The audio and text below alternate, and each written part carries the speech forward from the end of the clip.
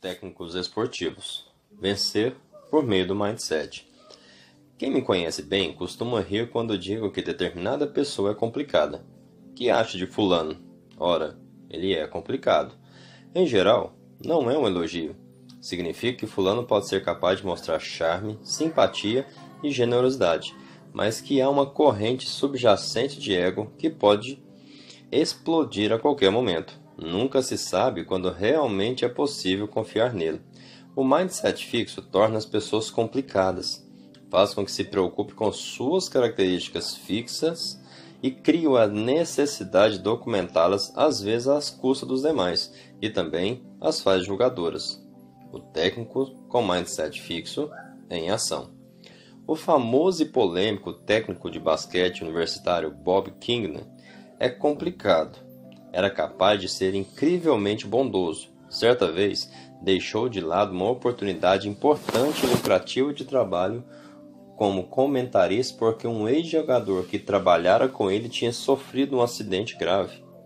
Knight correu para junto dele e o acompanhou durante todo o seu martírio.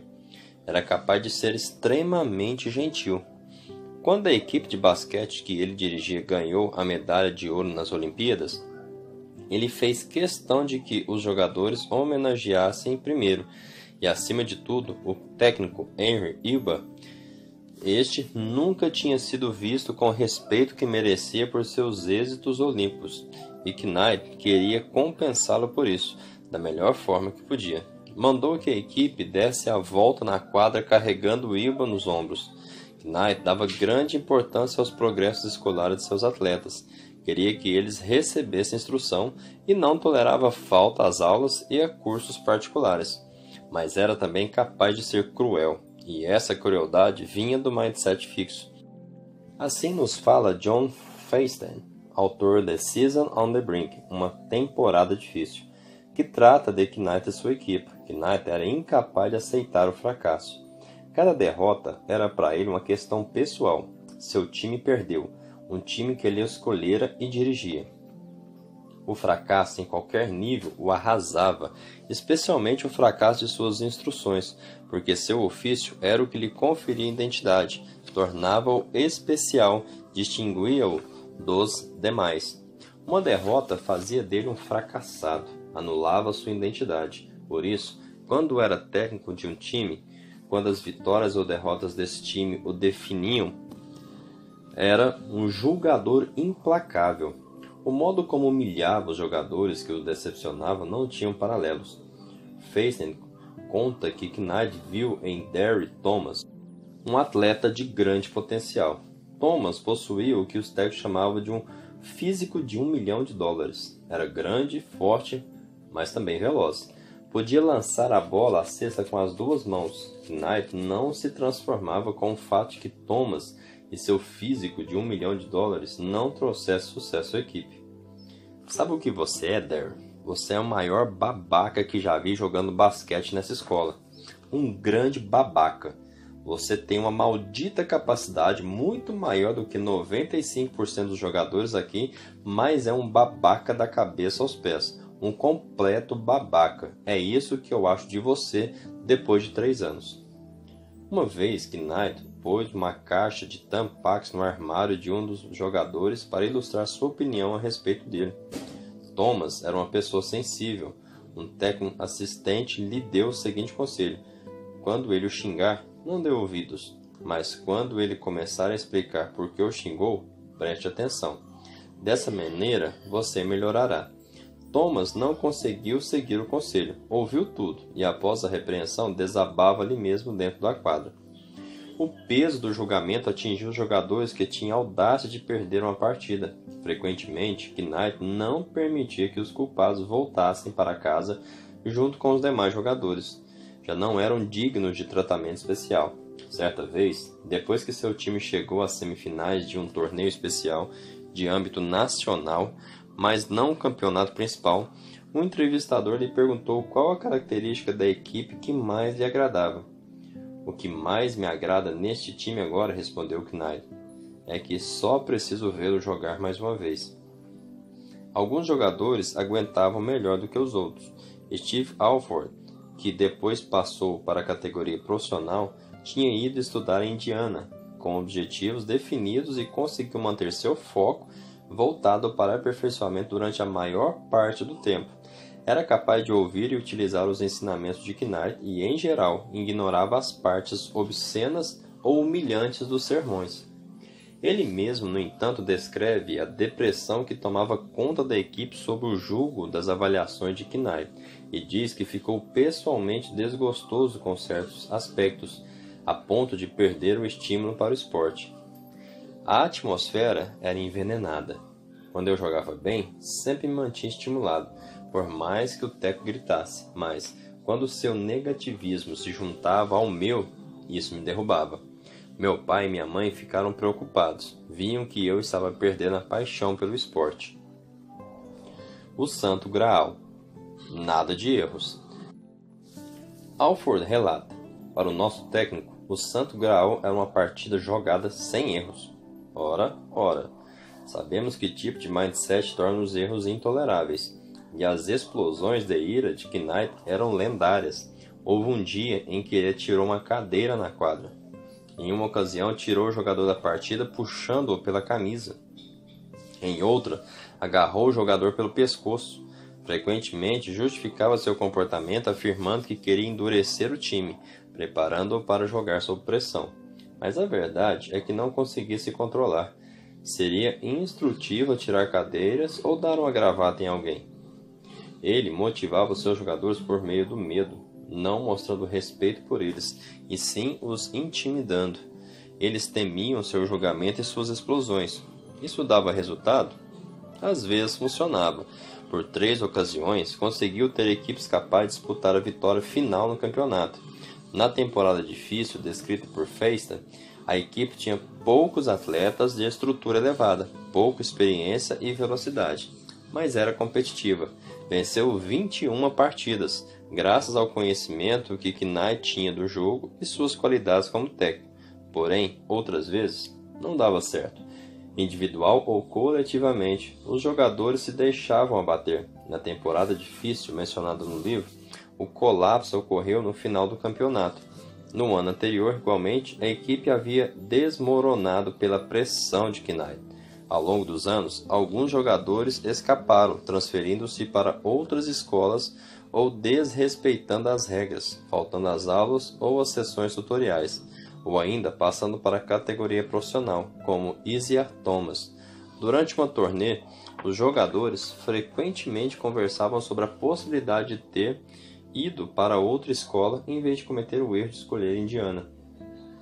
Não que Knight tivesse mindset fixo sobre a habilidade dos jogadores. Acreditava firmemente em sua capacidade de se desenvolver, mas tinha mindset fixo a respeito de si mesmo e de sua aptidão como técnico. A equipe era produto seu, e a cada vez que jogava tinha de provar sua capacidade. Os atletas não tinham permissão para perder jogos, cometer erros ou questioná-los, de qualquer forma que fosse, porque isso refletiria sobre a sua competência. Ele não parecia analisar suas estratégias de motivação quando não estavam dando certo. Talvez Darryl Thomas precisasse de outro tipo de incentivo que fosse a ridicularização e a humilhação. O que podemos pensar desse homem complicado como mentor de jovens atletas? Seu maior astro, Isaiah Thomas, exprime profunda ambivalência a respeito de Knight. Sabe, havia momentos em que, se eu tivesse uma arma, creio que teria dado um tiro nele. Em outros, tinha vontade de abraçá-lo bem apertado e dizer que o amava. Eu não me consideraria um sucesso absoluto se meu melhor aluno tivesse pensado em me dar um tiro. O técnico com mindset de crescimento em ação. Um técnico completo. O técnico John Wooden detém um dos maiores recordes de campeonatos da história do esporte. Levou a equipe de basquete de UCLA ao campeonato universitário nacional em 1964, 1965, 1967, 1968, 1969, 1970, 1971, 1972, 1973 e 1975. Houve temporada em que sua equipe permaneceu invicta e certa vez teve 88 vitórias consecutivas. Tudo isso eu meio que sabia. O que eu não sabia era que, quando John Wooden chegou a Auckland, não era isso que deveria ter acontecido. Na verdade, ele não queria ir trabalhar naquela universidade, queria ir para Minnesota. Estava combinado com Minnesota, lhe telefonaria às 6 horas de uma certa tarde para dizer se resolvera contratá-lo. Ele disse a Auckland que telefonasse às 7. Ninguém ligou às 6. Às 6h30, nem mesmo às 6h45. Portanto, quando o Auckland ligou às 7, ele aceitou o emprego. Mal acabara de desligar, recebeu uma ligação de Minnesota. Uma tempestade havia interrompido as linhas e impedido os telefones das 6 horas com a oferta do contrato. As instalações da Auckland eram muito ruins. Durante os primeiros 16 anos, Wooden teve de comandar os treinos em um ginásio cheio, escuro e mal ventilado, conhecido como celeiro do CC, por causa do efeito dos corpos suados no ambiente. No mesmo ginásio, ocorriam às vezes torneios e lutas livres, treinamentos de ginástica, saltos na cama elástica e ensaio das animadoras de torcida, junto com os treinos do time de basquete. Também não havia lugar para os jogos. Durante os primeiros anos, o time foi obrigado a usar o celeiro do CC e nos 14 anos seguintes tinha de viajar pela região pedindo ginásios emprestados a escolas e cidades. Havia também o problema dos jogadores. Ao dirigir o primeiro treino, Wooden ficou arrasado. Eram tão ruins que ele teria desistido do emprego se tivesse encontrado uma maneira digna de desistir.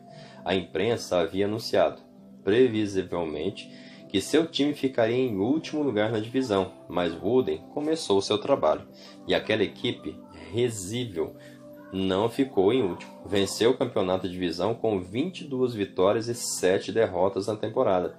No ano seguinte, disputou as finais do Campeonato Nacional Universitário. O que o Wooden deu para eles? Treinamento constante nas habilidades básicas, condicionamento e o mindset crescimento. O Santo Graal, preparação total e esforço total.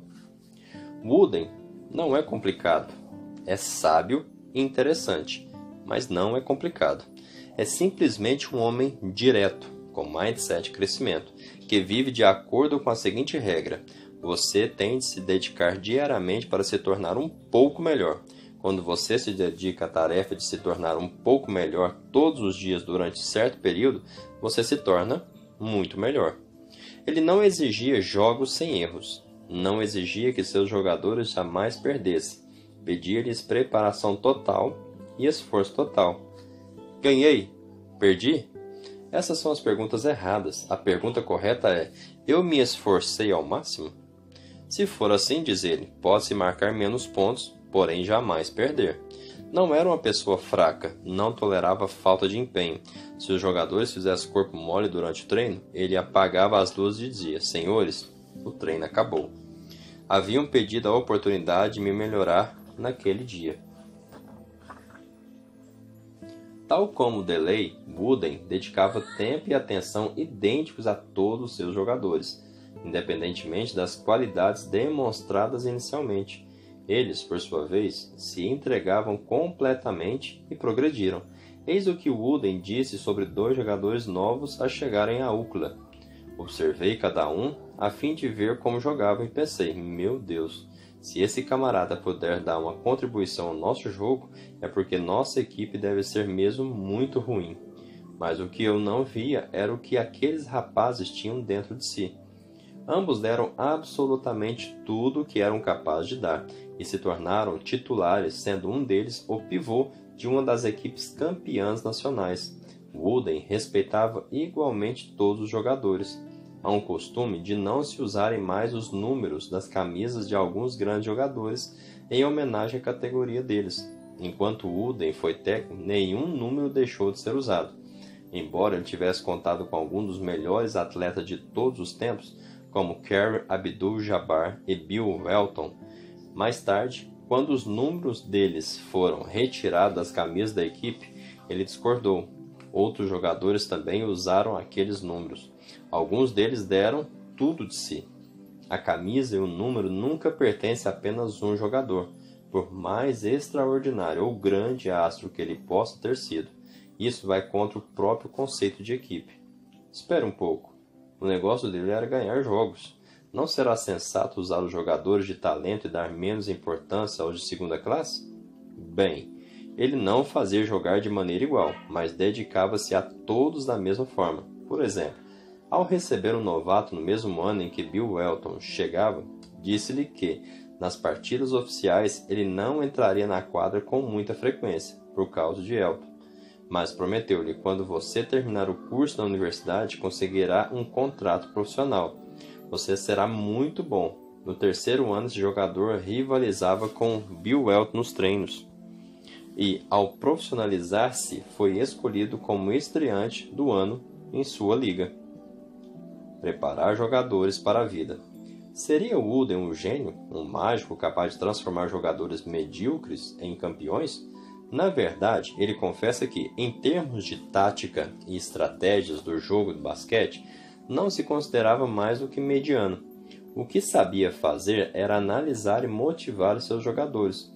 Com essa capacidade, ele conseguia ajudá-los a realizar seu potencial, não somente no basquete, mas também na vida, coisa que, para ele, era ainda mais recompensadora do que ganhar os jogos. Os métodos de Wooden funcionavam?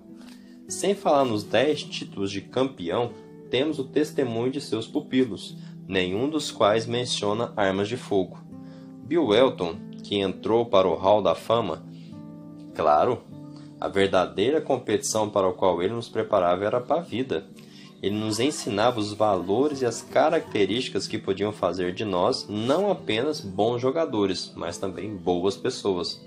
Danny Crum, técnico de sucesso, não posso imaginar o que teria sido minha vida se Wooden não tivesse sido meu farol. À medida que passavam anos, mais o aprecio, e só posso rezar para que eu consiga ter tanta influência nos jovens quanto ele teve sobre mim. Karen Abdul-Jabbar, do Hall da Fama. A sabedoria do técnico Wood teve profunda influência sobre mim como atleta, porém, ainda mais influência como ser humano. Ele é responsável, em parte, pela pessoa que sou hoje. Veja essa história. Era o momento da vitória. A UCLA acabara de vencer seu primeiro campeonato nacional.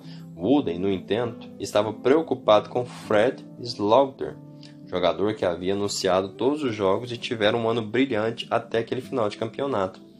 O jogo não estava indo bem e, ao piorar cada vez mais, Wooden achou que precisava mexer na equipe. Tirou Fred. O substituto jogou muito bem. E Wooden deixou-o na quadra até que o jogo estivesse praticamente ganho. A vitória representava o auge da realização. Não apenas a UCLA conquistara o primeiro campeonato universitário nacional vencendo a equipe de Duke, mas terminava a temporada com 30 vitórias e nenhuma derrota. Mas a preocupação de Wooden com Fred diminuía sua euforia. Ao sair da coletiva de imprensa, o técnico foi procurá-lo. Ao abrir a porta do vestiário, o jogador o esperava. Técnico, quero que o senhor saiba que eu compreendo. O senhor tinha uma deixar Doug na quadra, porque ele estava jogando muito bem, e eu não. Eu queria muito jogar, mas compreendo que se alguém disser que me zanguei, isso não é verdade. Estou decepcionado sim, mas não bravo, e fiquei muito feliz por ser Doug. Há muitos técnicos, diz Wooden, que ganharam campeonatos trabalhando como ditadores, entre os quais Vince Lombardi e Bob Knight. Eu tinha uma filosofia diferente. Para mim, preocupava com os jogadores. Compaixão e consideração sempre foram altíssimas prioridades. Leia novamente a história de Fred Slaughter e diga-me se, nas mesmas circunstâncias, Bob Knight teria corrido ao encontro de Darley Thomas para consolá-lo. E se Knight teria permitido que Thomas buscar dentro de si seu orgulho, sua dignidade e sua generosidade em um momento de decepção. Qual é o inimigo, o sucesso ou o fracasso? Pat Summitt foi técnica da equipe de basquete feminino do Lady Vols, do Tennessee. Ela a treinou para 8 campeonatos nacionais. Não começou a carreira com a atitude filosófica de Wooden. Inicialmente, sua atenção era mais parecida com a Knight. Cada vez que a equipe perdia, ela não se conformava. Continuava a viver a derrota, remoendo até a morte e torturando a si mesmo e ao time. Depois, evoluiu, chegando a uma relação de amor e ódio com as derrotas. Emocionalmente, ainda se sente mal, mas gosta do que a perda ou a partida provoca. Obriga a todos os jogadores e técnicos a aperfeiçoar o jogo. O sucesso é que se tornou inimigo. Wooden chamava isso de estar contaminado pelo sucesso.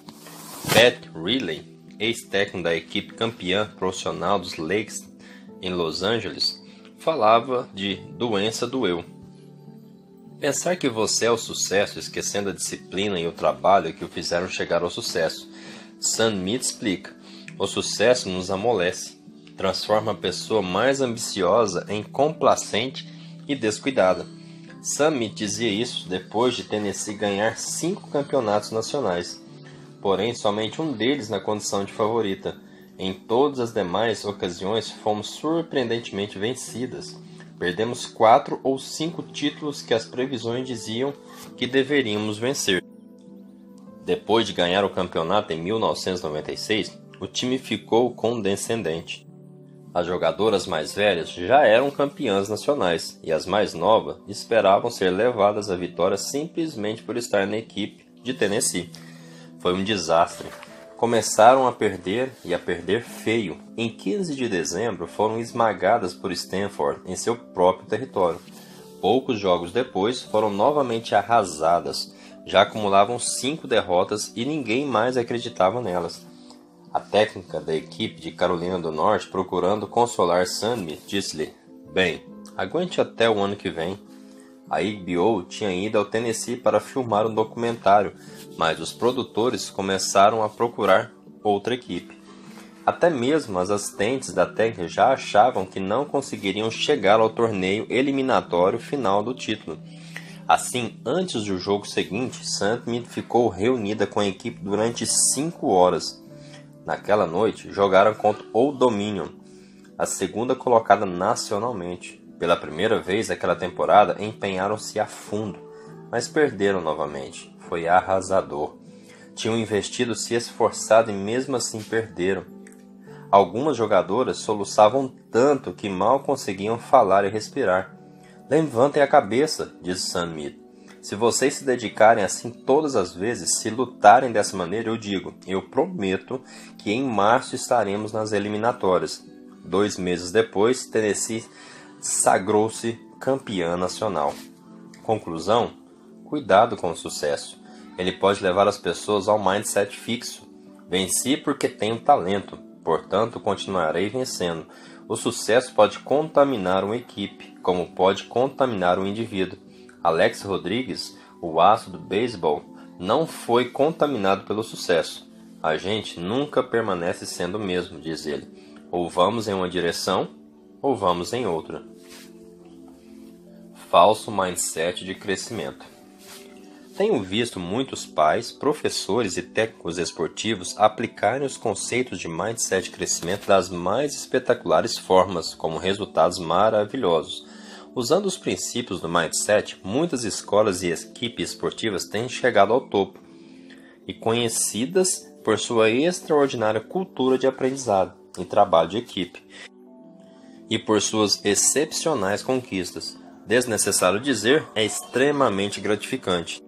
Então, 1 ou 2 anos atrás, minha colega australiana Susan Mack relatou que viu um surto de falso mindset de crescimento.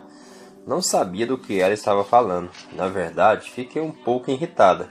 Não seria o mindset de crescimento em uma ideia muito simples e direta? Por que alguém teria um falso mindset de crescimento se pudesse ter um real? Mas ela havia plantado a semente, e quando fui analisar meu estudo, logo percebi do que ela falava. Alguns pais, professores e técnicos estavam sem dúvida confundindo as ideias do mindset, e de repente fiquei decidida a entender seus equívocos e descobrir como corrigi-los. Então, vamos dar uma boa olhada em A. O que é o mindset de crescimento e o que não é. B. Como alcançá-lo. E C. Como transmiti-lo aos outros. O que é o mindset de crescimento e o que não é. Um mindset de crescimento tem a ver com as pessoas que acreditam que pode desenvolver suas habilidades. Simples assim. Pode ter muitas repercussões, mas essa é a sua essência. No entanto, muitas pessoas projetam nele um significado diferente. Equívoco 1. Muitas pessoas pegam o que gostam em si mesmo e chamam isso de mindset de crescimento. Se elas têm uma mente aberta ou flexível, dizem que têm mindset de crescimento. Frequentemente ouço pessoas chamando isso de mindset aberto. Mas há uma diferença entre ser uma pessoa flexível ou ter a mente aberta e ser dedicada ao desenvolvimento do talento. E, se as pessoas se afastam do verdadeiro significado do mindset de crescimento, se afastam de seus benefícios. Podem gozar de suas próprias capacidades incríveis, mas nunca poderão fazer o trabalho duro de desenvolver suas capacidades ou a de seus filhos e alunos. Equívoco 2. Muitos acreditam que o mindset de crescimento se refere apenas ao esforço, especialmente ao elogio pelo esforço. Falei anteriormente sobre como elogiar o processo de engajamento das crianças, seu trabalho duro, suas estratégias, seu foco, sua perseverança. Pode estimular o mindset de crescimento. Dessa forma, crianças aprendem que o processo em que se engajaram traz progresso e aprendizado, e que sua aprendizagem não flui de forma mágica a partir de alguma habilidade inata. A primeira coisa importante a lembrarmos aqui é que o processo inclui mais do que apenas esforço. Certamente queremos que as crianças apreciem os frutos de seu trabalho duro, mas também queremos que entendam a importância de tentar novas estratégias, quando as que estão usando não está funcionando. Não queremos apenas que tentem com mais vigor a mesma estratégia ineficaz, e queremos que peçam ajuda ou a contribuição dos outros quando for necessário. Esse é o processo que queremos que apreciem, trabalho duro, tentando novas estratégias e buscando contribuições. Outra armadilha é elogiar o esforço, ou qualquer parte do processo, que não foi feito. Mais de uma vez, pais me disseram, elogiei o esforço do meu filho, mas não funcionou. E imediatamente perguntei, seu filho realmente se esforçou? Bem, não realmente. Vem a resposta envergonhada. Nunca devemos imaginar que elogiar um processo que não aconteceu trará bons resultados. Mas um problema ainda mais preocupante para mim é o fato de alguns professores e técnicos estarem usando o elogio ao esforço como um prêmio de consolação quando as crianças não estão aprendendo. Se alunos se esforçam e fazem pouco ou nenhum progresso, podemos, claro, reconhecer seu esforço, mas nunca devemos nos contentar com o esforço de que não gera benefícios. Precisamos descobrir por que aquele esforço não é eficaz e orientá-los em direção a outras estratégias e recursos que possam ajudá-lo a retomar o aprendizado. Recentemente, alguém me perguntou: o que não deixa você dormir à noite? O que não deixa você dormir à noite? Eu respondi, o receio de que a noção de mindset seja usada para fazer crianças se sentirem bem quando não estão aprendendo, exatamente como o fracassado movimento da autoestima. O mindset de crescimento se destina a ajudar as crianças a aprender, não a encobrir o fato de que não estão aprendendo. Enfim, quando as pessoas percebem que sou a pessoa do mindset, muitas me dizem, sim, louvado seja o processo, não o resultado, certo? Bom, não é bem assim. Esse é um equívoco muito comum. Em toda a nossa pesquisa sobre elogio, sem dúvida, elogiamos o processo, mas o vinculamos ao resultado, ou seja, à aprendizagem, ao progresso ou às conquistas da criança.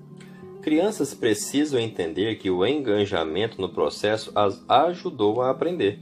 Há pouco tempo, uma mãe me contou como era frustrante não poder elogiar a filha quando essa fazia alguma coisa maravilhosa, pois só poderia elogiá-la quando estivesse se esforçando. Não. Claro, você pode valorizar as realizações maravilhosas de seus filhos, mas depois vincule-as ao processo no qual se engajaram. E lembrem-se de que não temos sempre que elogiar.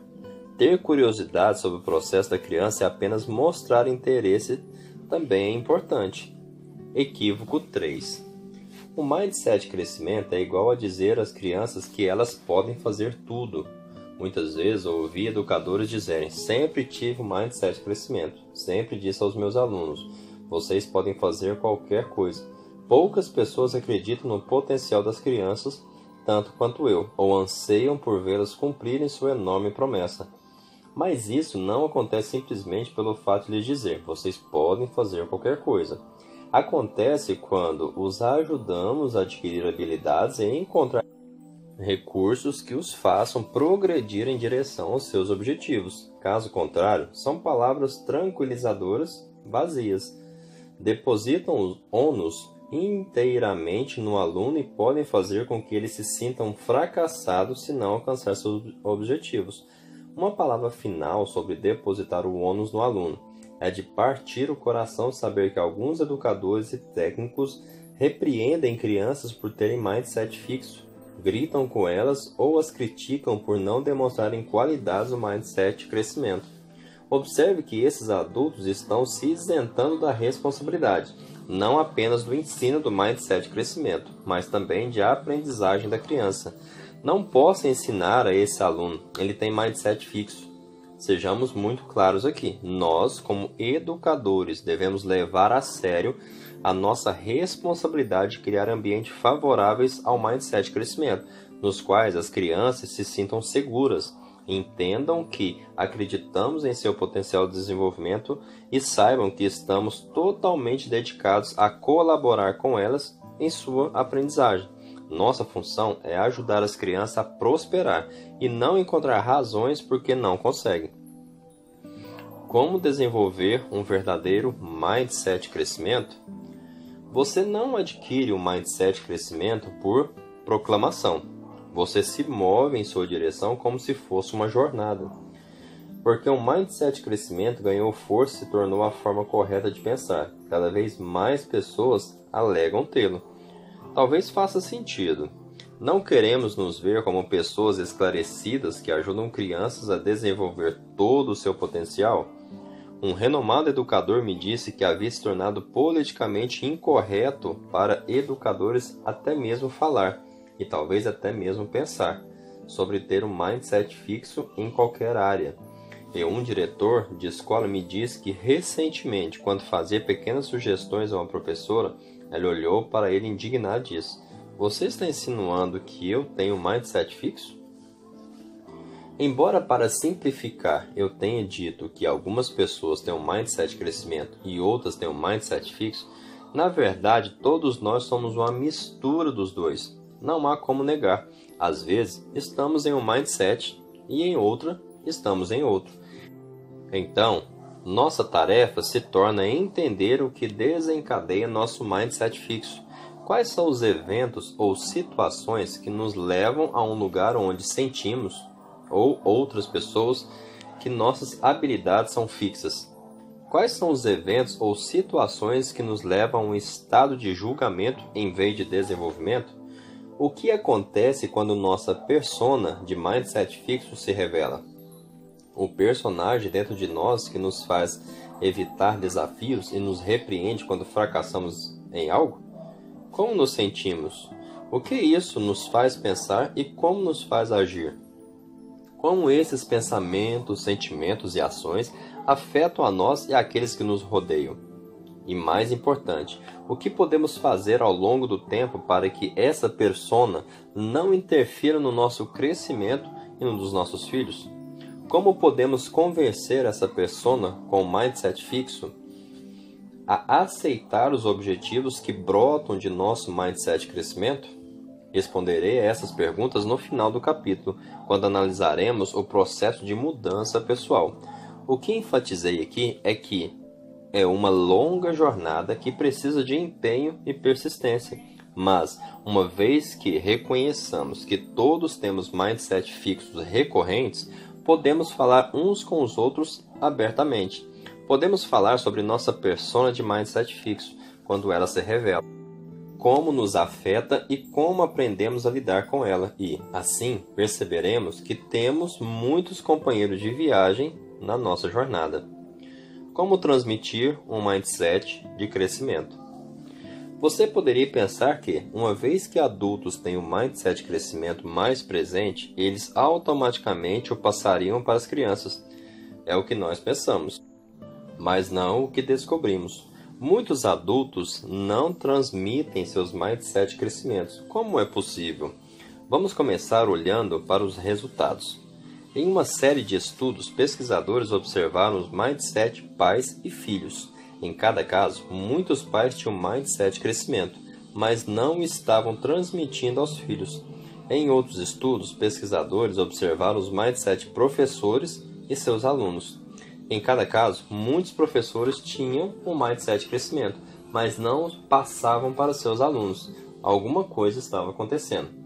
Claro que é possível que alguns desses pais e professores tivessem o falso mindset de crescimento. Mas, além disso, descobrimos uma coisa fascinante. Os mindsets dos adultos estão em sua cabeça e não são diretamente visíveis para as crianças. As ações visíveis dos adultos falam muito mais alto, e é isso que as crianças estão captando. Infelizmente, essas ações muitas vezes não se alinham com o mindset de crescimento da cabeça dos adultos. Então, que ações transmitem os diferentes mindsets? Em primeiro lugar, sem surpreender, o elogio. O elogio dos pais molda os mindsets da criança. É interessante que isso não seja necessariamente alinhado com o mindset dos pais. Mesmo pais com mindset de crescimento podem se flagrar elogiando as habilidades de seus filhos e negligenciando focar no processo do aprendizado. Pode ser difícil mudar a ideia de que dizer às crianças que elas estão inteligentes ajuda a construir sua confiança. Em segundo lugar, a forma com que os adultos reagem aos erros e fracassos das crianças. Quando uma criança tem um problema e os pais reagem com ansiedade ou preocupação sobre sua capacidade, estimula mais o mindset fixo na criança. Os pais podem tentar maquiar o fracasso do filho, mas o próprio ato de fazê-lo pode acabar transmitindo que errar é um problema.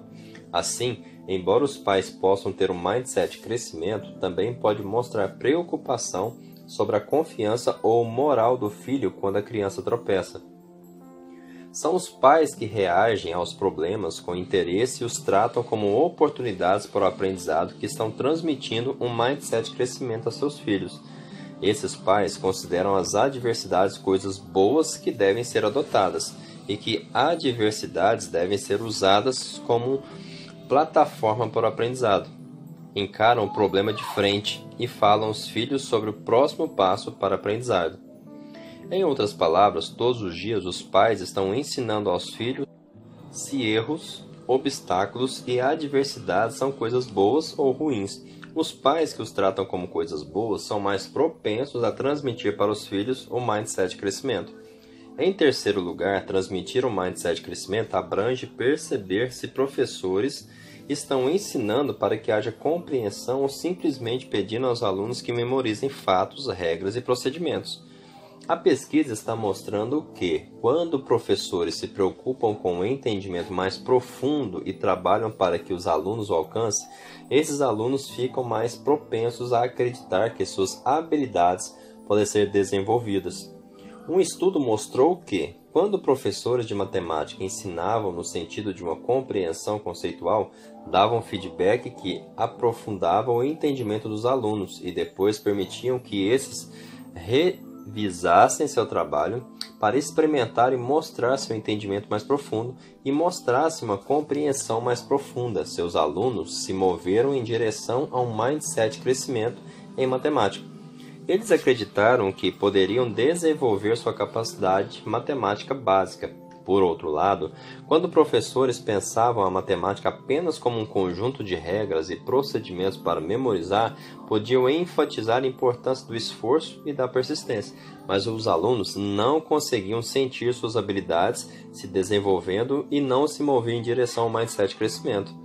A propósito, muitos desses professores usaram as palavras mindset de crescimento em suas turmas, mas seus métodos de ensino, suas ações, não os estimulavam em seus alunos. Outros estudos apresentaram um quadro semelhante. Em um, alunos do ensino médio falavam sobre seus professores de matemática. Alguns disseram que, quando estavam travados, seus professores se sentavam com eles e diziam coisas como: "Mostre para mim o que você fez. Vamos tentar entender como você está pensando e então descobrir o que devemos tentar em seguida." Os alunos que foram tratados assim, como se o entendimento fosse de vital importância e pudesse ser alcançado com o apoio do professor, se moviam em direção ao mindset de crescimento em matemática. No entanto, nesse momento de testes altamente disputados, muito ensino está enfatizando a memorização de fatos, regras e procedimentos para assegurar que os alunos se saiam bem nos testes de altíssima importância. Como temos observado, essa atitude pode promover mais mindset fixo e talvez, ironicamente, minar o desempenho dos alunos nesses testes. Não há nada com aprofundamento do aprendizado para gerar bons resultados. Infelizmente, nessa atmosfera, muitos estudantes estão associando a aprendizagem à memorização. Tenho ouvido de muitos pesquisadores e educadores que estudantes de todas as classes econômicas estão se tornando cada vez mais incapazes de compreender a diferença entre memorizar fatos, regras e procedimentos e verdadeiramente entender os conceitos subjacentes ao conteúdo. Além de ser uma má notícia para o mindset de crescimento, tem também implicações preocupantes para a nossa nação. Grandes contribuições para a sociedade nascem da curiosidade da compreensão profunda. Se estudantes já não reconhecem e valorizam a aprendizagem aprofundada, de onde virão as grandes contribuições do futuro? Inicialmente, ficamos surpresos ao perceber que muitos adultos com mindset de crescimento não estavam transmitindo. Porém, a moral da história é que pais, professores e técnicos transmitem o mindset de crescimento não pela crença que carregam em suas mentes, e sim pela incorporação do mindset de crescimento em suas ações. A forma como elogiam, conduzindo a processos que levam ao aprendizado, a forma com que encaram as adversidades como oportunidades para o aprendizado e a forma com que focam na compreensão aprofundada como objetivo do aprendizado. Nosso legado. Como pais, professores ou técnicos esportivos, há vidas humanas confiadas a nós. São nossa responsabilidade e nosso legado. Agora, sabemos que o mindset de crescimento tem um papel-chave a desempenhar para nos ajudar a cumprir nossa missão e ajudar nosso discípulo a realizar seu potencial. Desenvolva seu mindset. Primeiro ponto. Cada palavra e ato de um pai ou mãe com um filho envia uma mensagem. Amanhã, preste atenção no que você diz a seus filhos e trate de entender as mensagens que está enviando. São mensagens que dizem: você tem características permanentes e eu as estou julgando? Ou dizem: você é uma pessoa em formação e estou interessado em seu desenvolvimento? Ponto 2. Como você faz elogios? Lembre-se de que elogiar a inteligência ou o talento de uma criança, embora seja tentador, manda uma mensagem de mindset fixo, torna mais frágeis a confiança e a motivação delas. Em vez disso, trate de focalizar os processos que utilizaram, suas estratégias, esforço ou escolhas. Pratique elogiar os processos em suas interações com seus filhos. Ponto 3. Observe e ouça-se quando seu filho faz uma coisa errada. Lembre-se de que a crítica construtiva é uma informação que permite a criança consertar alguma coisa. Não é uma informação que simplesmente rotula ou desculpa a criança. No fim de cada dia, anote as críticas construtivas e os elogios do processo que tiver feito a seus filhos. Ponto 4. Os pais frequentemente estabelecem objetivos para as crianças procurarem atingir. Lembre-se de que ter talento nato não é um objetivo, mas expandir a capacidade e o conhecimento é. Preste muita atenção aos objetivos que estabelecer para seus filhos. Ponto 5. Se você for professor, lembre-se de que abaixar os padrões não aumenta a autoestima dos alunos. Elevar os padrões tampouco, a menos que os estudantes tenham os meios para alcançá-los. O mindset de crescimento nos fornece uma maneira de estabelecer padrões elevados e permitir que os alunos os atinjam. Procure apresentar os pontos da matéria numa estrutura construtiva, dando aos estudantes informações sobre o processo. Acho que você gostará do resultado. Ponto 6. Você costuma pensar em seus alunos mais lentos como crianças que jamais conseguiram aprender bem? Eles se consideram permanentemente burros? Em vez disso, procure imaginar por que eles não compreendem e quais as estratégias de aprendizado que não possuem. Lembre-se de que os grandes professores acreditam em crescimento do talento e do intelecto e são fascinados pelo processo de aprendizado. Ponto 7. Você é um técnico esportivo com mindset fixo? Pensa principalmente em sua própria história profissional e em sua reputação? É intolerante aos erros? Procura motivar seus jogadores por meio de julgamentos? Talvez seja isso que está travando seus atletas. Procure usar o mindset de crescimento.